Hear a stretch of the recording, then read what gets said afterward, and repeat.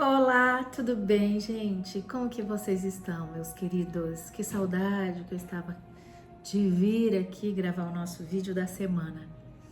Hoje nós vamos falar sobre o Salmo 81. Gente, é um salmo que fala sobre a exortação ao culto e à obediência. Por que um salmo que começa com uma festa de colheita termina com um aviso tão sério de Deus? O que são os lagares de Asaf e por que essa melodia era tocada nos momentos de mais esforço do povo? Hoje nós vamos mergulhar nesse salmo, no Salmo 81, versículo por versículo, como sempre fazemos, usando a tradução King James, que é a Bíblia que eu gosto de estudar porque ela tem essa tradução já do hebraico, para entender os segredos da provisão, do mel que sai da rocha e muito mais, gente. Se você quer profundidade bíblica, esse vídeo é para você. Então vem comigo, pega a tua Bíblia, pega lá papel, caneta, vai anotando algumas coisas. Tenho certeza que o Senhor vai falar poderosamente com você. Mas antes de mais nada, vamos orar, chamando a presença do Senhor para nos iluminar, nos ensinar da forma que Ele deseja. Então eu convido você, se aí onde você estiver, você pode fechar os olhos, que assim você faça. Mas caso você não possa, apenas se conecte com o Senhor e sinta essa oração, tá bom? Querido Deus e Pai, eu oro, Senhor, em nome de Jesus, clamando pela Tua presença. Venha, Senhor, fique à vontade entre nós, fique com a gente nesse vídeo, traga o Teu Espírito Santo e derrame sobre cada um de nós, para que a gente possa aprender mais de Ti, conforme a Tua vontade, que é perfeita, que é boa, que é agradável. Venha e nos ensine, nós estamos sedentos da Sua palavra. Senhor, que esse vídeo chegue aonde o Senhor deseja. Seja a minha voz, seja a minha inteligência, Senhor.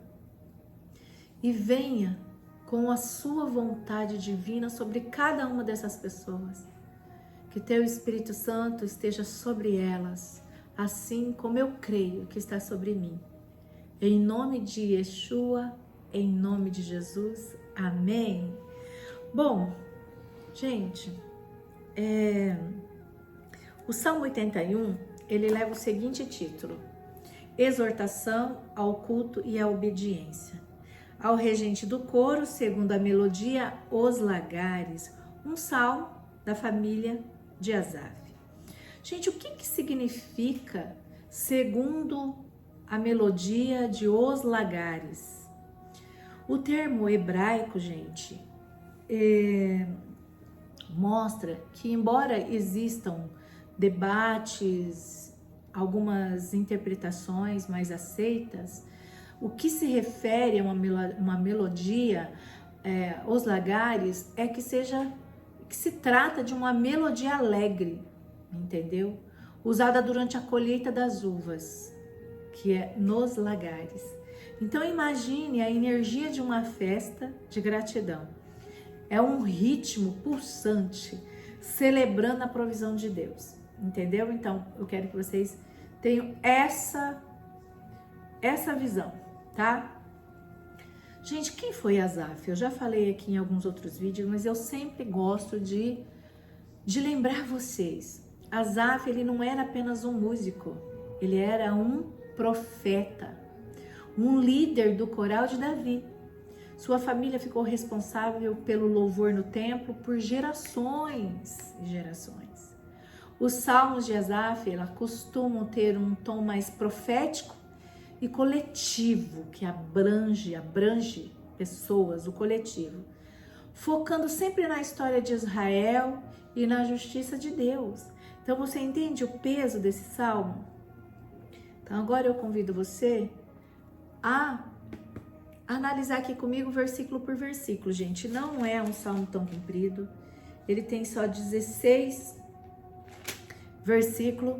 Então vamos lá, eu vou ler aqui com vocês do 1 ao 3 primeiro, vamos lá. Cantai de júbilo a Deus, nossa força. Celebrai o Deus de Jacó. Salmodiai e fazei soar os pandeiros, tocai a lira e a harpa melodiosa. Fazei ressoar a trompa na lua nova, na lua cheia, no dia de nossa festa. O salmo ele começa com uma explosão de som, cânticos, tamborins, harpas e trombetas, né, que é o jofar. É um comando para celebrar força que vem de Deus. Então, esses 3 primeiros versículos fala isso. Eles estão celebrando, comemorando. Vamos lá, versículos de 4 a 5. Porque é uma lei para Israel, um preceito do Deus de Jacó, uma regra que ele impôs a José quando saiu contra a terra do Egito. Ali ouvimos uma língua que não compreendíamos. Bom, gente, o louvor ele não é opcional, é um estatuto, é uma regra, uma lei que o Senhor deu. Deus estabeleceu a festa como um memorial da libertação do Egito. Gente, aqui nós precisamos lembrar que o louvor é uma resposta ao que Deus já fez. Ele libertou o povo do Egito de 400 anos de escravidão, tá? Então a gente não pode se esquecer dos poderes de Deus, do grandioso Deus que temos, dos grandes feitos do nosso Senhor, tá bom? Vamos ver lá agora versículos 6 e 7. Ele declara: tirei o fardo dos teus ombros e tuas mãos ficaram livres dos cestos de cargas. 7. Quando clamaste na aflição, eu te libertei, eu te respondi, oculto no trovão, provei-te junto às águas de Meribá. Aí tem uma pausa. Pausa também, em algumas bíblias está escrito Selá, porque é uma parte para refletir, para analisar, para ouvir a Deus. Bom, gente, aqui no versículo 6 e 7, Deus ele assume a primeira pessoa. Ele lembra: eu tirei o fardo dos teus ombros. Ele ouviu o clamor na angústia e respondeu no lugar secreto do trovão. Silêncio também é resposta do Senhor, porque o Senhor diz que Ele está com a gente até o final de todos os tempos. Então lembre-se disso, você nunca estará sozinho, mesmo que às vezes tenha um silêncio, tá? O Senhor, mesmo no silêncio, responde no lugar secreto do trovão. Olha que poderoso isso.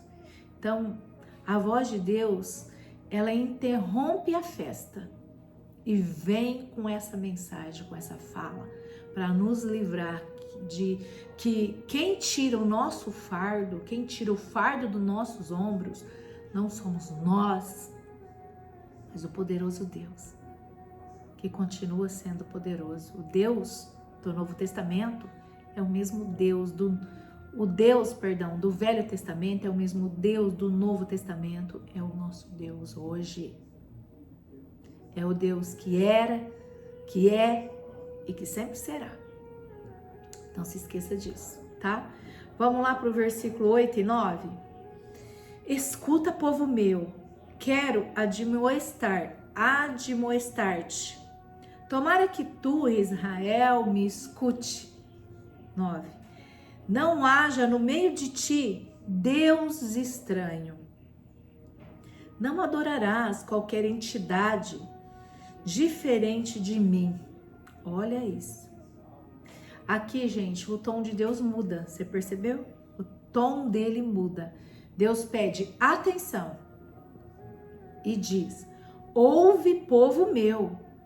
O mandamento central é a exclusividade. Não terás deuses estranhos. Não terá deuses estranhos.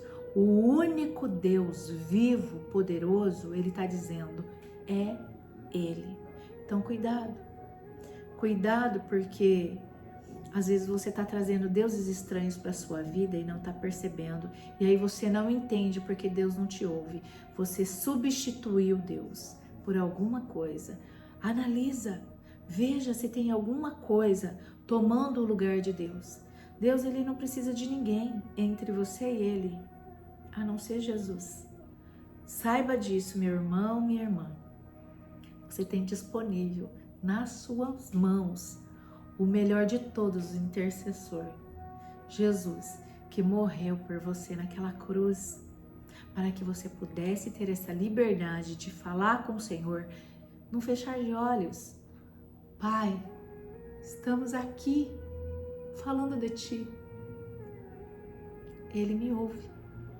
Eu não preciso mandar nada de uma outra forma, a não ser isso, o meu coração conectado com o coração dele. Certo, gente? Versículo 10. Vamos lá. Eu sou o Eterno, teu Deus, que te fez subir da terra do Egito. Abre bem a tua boca e eu te satisfarei. Gente, olha esse versículo, o poder dele. Este é um versículo chave desse salmo. Abre bem a tua boca e eu o satisfarei. Deus, ele está dizendo que ele é a fonte de toda satisfação. Basta desejarmos a ele e nos preparar, porque ele está falando que nós temos que abrir a nossa boca. Não é ele que vai te obrigar a abrir, é você que vai abrir, entendeu? Presta bem atenção nisso. Então vamos agora para o versículo 11. Contudo, meu povo preferiu não me dar ouvidos. Israel não quis obedecer-me. Ao 12. Por isso, os entreguei a seu próprio coração teimoso, a fim de que seguissem seus intentos e desejos. Gente, no versículo 11, o lamento de Deus está da seguinte forma: mas o meu povo não quis ouvir a minha voz. Eles não quiseram ouvir. E o versículo 12: o julgamento mais severo de Deus não é o fogo, mas o abandono. Ele os entregou à teimosia de seus próprios corações. E isso, gente, conecta muito com Romanos 1:24, tá? Eu até quero falar aqui com vocês. Romanos 1:24. Peraí, gente, eu tinha marcado aqui, mas eu acho que eu perdi. Peraí. Romanos 1:24. Procura aí já na tua Bíblia. Romanos, fica lá mais pro finalzinho da tua Bíblia aqui. Romanos 1:24. Olha só o que diz em Romanos 1:24. Por esse motivo, Deus entregou tais pessoas à impureza sexual, segundo a vontade pecaminosa do seu coração, para a degradação de seus próprios corpos entre si. Tá? Então isso conecta com esse versículo lá em Romanos. Mas o que mais me dói é esse lamento do Senhor, porque as pessoas não querem ouvi-lo. Não quer ouvir a voz de Deus, gente. Não é só ouvir, é obedecer. É seguir os caminhos retos. É tendo pureza nos relacionamentos. Harmonia dentro da casa. Conhecendo a palavra dele e colocando em prática. Não é só ouvir. As igrejas estão cheias de pessoas que vão lá para ouvir e até sair de lá mexido com a voz do Senhor. Mas o que acontece? Chega na esquina, já está brigando. Chega na esquina, já mudou. Já se esqueceu. Por quê? Porque não está conectado com a fonte. Com a fonte desse Deus poderoso que eu estou falando aqui para vocês. Que Asaf escreveu há quantos anos atrás. E ainda isso acontece ainda até hoje. Vamos lá, gente. Versículo 13 a 15. Ah, se meu povo me escutasse, se Israel andasse pelos meus caminhos, prontamente eu mesmo venceria seus inimigos, voltaria a minha mão contra todos os seus adversários. Os que odeiam o Senhor se renderiam diante dele e receberiam uma punição perpétua. Uau! Deus, ele suspira por obediência. Se Israel ouvisse, os inimigos seriam submetidos instantaneamente nas mãos do Senhor. A obediência atrai a proteção divina. Obedeça a Deus e veja. Obedeça a Deus e vivencie isso na sua vida. Meu irmão, minha irmã, escute. Abre os seus olhos, abre os seus ouvidos e veja o que o Senhor está te dizendo nas Escrituras. E o último versículo, versículo 16. Então eu sustentaria Israel com o melhor trigo e com o melhor mel retirado da rocha. Eu, pessoalmente, o satisfaria. A promessa final aqui nesse salmo é sustentar esse povo, sustentá-los com o trigo mais fino e o mel da rocha. Gente, a rocha, muitas vezes aqui na palavra, está referenciando Jesus Cristo. O mel da rocha é a provisão de excelência para quem caminha com Ele, para quem caminha com o Senhor. Então, assim, gente, o Salmo 81, ele é um eco dos 10 mandamentos. Olha lá em Êxodo 20, porque ele reforça o que Deus, ele é o libertador. João também fala sobre isso. João, ele escreve lá dizendo que quando Jesus disse: se alguém tem sede, venha a mim. Se alguém tem sede, venha a mim. Ele está cumprindo a promessa aqui do Salmo 81, 10, que eu acabei de dizer, de saciar o seu povo. Hebreus também fala muito sobre esse salmo. Hoje, se você ouvir, ele fala assim, hoje, se você ouvir a minha voz, não endureça os vossos corações. É um resumo perfeito da exortação de Asaf aqui. Então, gente, pensa como que você consegue, como que você conseguiria colocar tudo isso que você ouviu em prática no seu dia a dia, em prática hoje. Primeira coisa que eu digo para você é o seguinte: troque o murmúrio pelo lagar. Assim como a melodia dos lagares era usada no trabalho duro da colheita, aprenda a louvar a Deus no meio das suas tarefas diárias e pressões. O louvor muda a perspectiva do esforço. A alegria tem que sair de você para o ambiente e não do ambiente para você. Presta atenção nisso. Às vezes você está aí amaldiçoando, toda hora amaldiçoando o lugar que você trabalha, por meio da tua boca, falando mal de todo mundo, falando mal do seu trabalho. Começa a agradecer que você tem um trabalho. Começa a agradecer que por meio desse trabalho você está conseguindo sustentar a tua família, ou se sustentar. E permita que a alegria saia de você para o ambiente, de você para as pessoas. E você vai entender o que eu estou dizendo aqui nesse salmo. Você vai entender o que eu estou dizendo para você, o que você pode fazer, para já ir melhorando a tua vida. A segunda orientação que eu te dou é identificar os deuses estranhos, como eu falei no começo. O Salmo está alertando contra ídolos. Hoje, nossos ídolos raramente são de pedra, não é verdade? Alguns têm alguns ídolos, mas raramente são de pedras. Mas, gente, o celular, sabe? A ansiedade pelo futuro, a dependência de pessoas, isso tudo são ídolos. O que tem roubado o teu tempo? O que tem tirado o teu tempo de qualidade com Deus?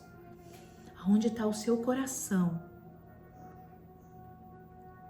O que tem ocupado o lugar de prioridade na sua escuta?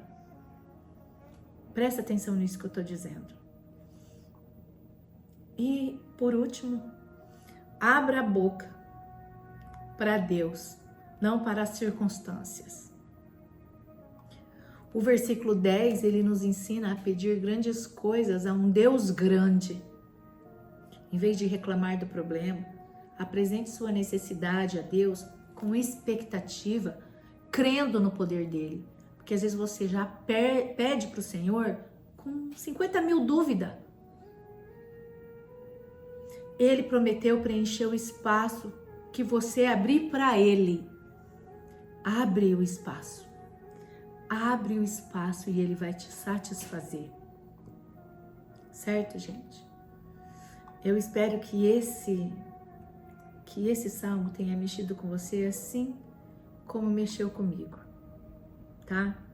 O salmo, gente, ele começa com toda essa energia, cantar louvores a Deus, nossa força.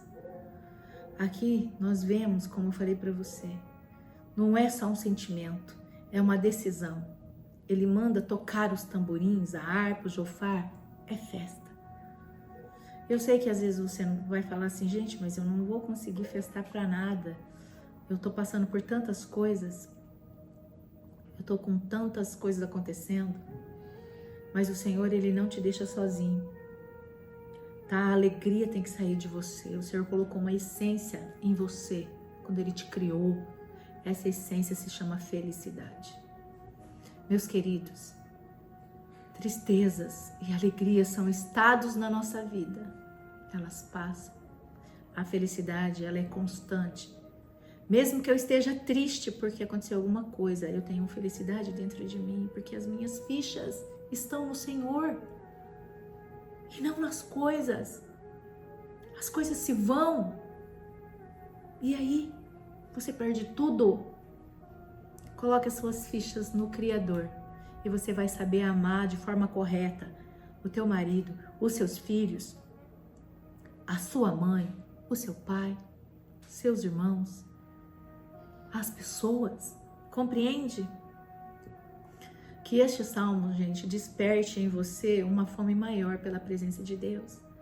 Se esse estudo te ajudou, não esqueça de compartilhar com alguém, tá? Que Deus te abençoe rique e profundamente.